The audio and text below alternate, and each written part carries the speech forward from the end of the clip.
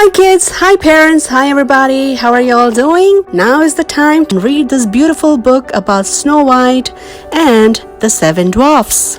Once upon a time, there lived a beautiful princess named Snow White. Her stepmother, the queen, was jealous of Snow White's beauty. Every day, the queen would ask magic mirror on the wall, "Who is the fairest one of all?" Each time the mirror would answer, "You are." But one day the mirror replied, "A lovely maid I see, who is more fairer than thee." "It's Snow White," snarled the queen. At that moment, Snow White was in the courtyard singing as she went about her chores. A handsome young prince was riding by and heard her lovely voice. He climbed the castle wall to find her. Shy Snow White ran up to her balcony. From the courtyard below, the prince sang to Snow White. She listened happily to his song and did not see the evil queen watching them. Enraged with jealousy, the queen ordered her huntsman, "Take Snow White into the forest and kill her." The huntsman led Snow White deep into the woods, but he could not harm her. "I can't do as the queen wishes," he wept. "Run away, child, and never come back." Snow White fled into the forest. As she ran, she felt haunting eyes watching her. The trees seemed to reach out to grab her. With nowhere left to run, she fell to the ground and began to cry. In the midst of her tears, Snow White looked up and found herself surrounded by forest animals. "Do you know where I can stay?" she asked them. The friendly animals led Snow White to a tiny cottage in the woods. "It's like a doll's house," said Snow White. She knocked at the door, but no one answered. "Please, may I come in?" she called.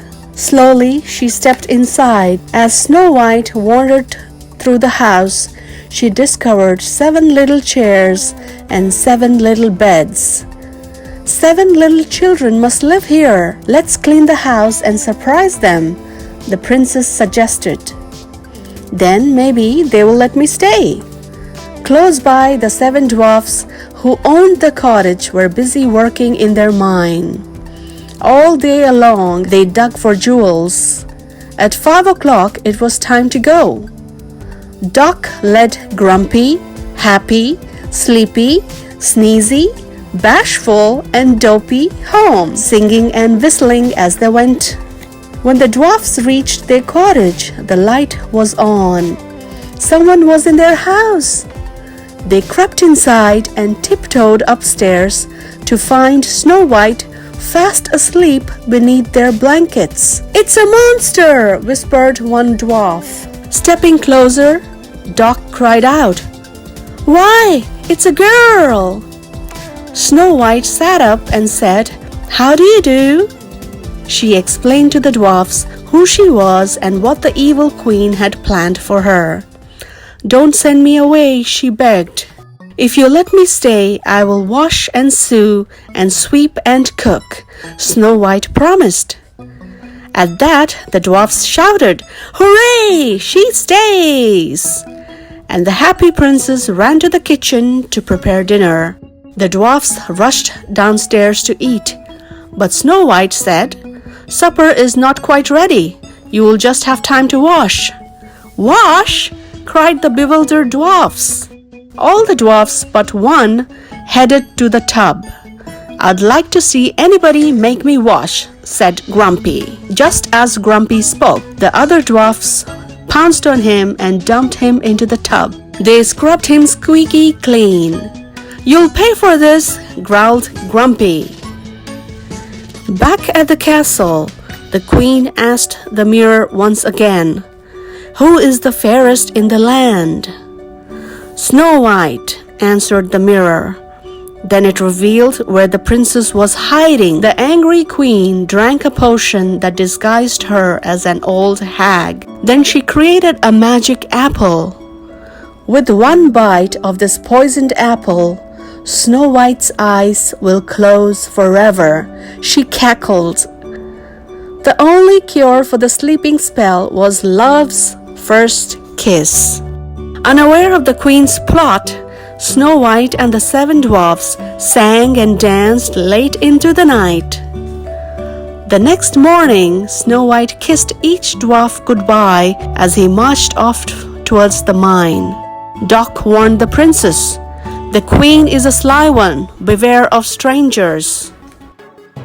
From the shadows of the trees, the queen watched the dwarfs leave. Slowly she crept up to the cottage. "All alone, my pet?" the disguised queen asked Snow White. Then she offered the poisoned apple. "Go on, dearie, have a bite." Several birds recognized the wicked queen and knocked the apple from her hands. But Snow White felt sorry for the old woman and helped her inside the cottage. Sensing danger, the forest animals ran off to warn the dwarfs, but it was too late. Snow White bit into the poisoned fruit. Dropping the apple, Snow White fell to the ground. "Now I'll be the fairest in the land," cackled the queen. Lightning flashed and thunder cackled as the queen fled the cottage. But before she could escape, the 7 dwarfs came charging at her. "There she goes!" cried Grumpy. "After her!" The dwarfs chased the queen to the top of a rocky cliff. "I'll fix you!" she shrieked as she tried to roll the enormous boulder down on top of them. Suddenly, a bolt of lightning struck the ledge where the queen stood. The rock crumbled beneath her feet, and the evil queen tumbled off the mountain top and into the darkness below. The heartbroken dwarfs built a coffin for Snow White and watched over her day and night. Then one day the prince appeared. The prince had searched far and wide for the beautiful princess. With great sorrow, he kissed Snow White farewell. Slowly, Snow White began to awaken. The prince's kiss had broken the spell. The dwarfs cheered and hugged one another joyously. Snow White thanked the dwarfs for all they had done, then kissed each one goodbye. Together, the prince and the Snow White rode off to his castle, where they lived happily ever after. And that's the end, kids and parents. I hope you enjoyed this beautiful book about Snow White and the 7 dwarfs. Please don't forget to subscribe to this channel, like and share this video with all your kid friends and family. Have a good day, and I will see you in the next video. Bye bye. Take care.